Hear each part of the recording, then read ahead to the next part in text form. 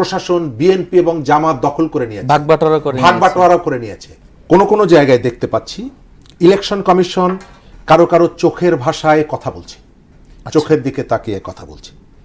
আপনি এই সময়কালে মিডিয়াগুলো যেভাবে বিএনপিকে নিয়ে মেতে উঠেছে, এটাও আমরা মিডিয়ার কাছে প্রত্যাশা করি না। জুলাই অভ্যুত্থান আপনার গুণগত যে পরিবর্তন আনেনি, তার অনেকগুলো উদাহরণ দেওয়া যায়। আমি এই যে দুটো প্রতিষ্ঠানের কথা বললাম, ইলেকশন কমিশন নির্বাচনের তফসিল ঘোষণার সঙ্গে সঙ্গে আইন শৃঙ্খলা থেকে শুরু করে প্রত্যেকটা বিষয়ে ইলেকশন কমিশনের পদক্ষেপ নেওয়ার সুযোগ আছে।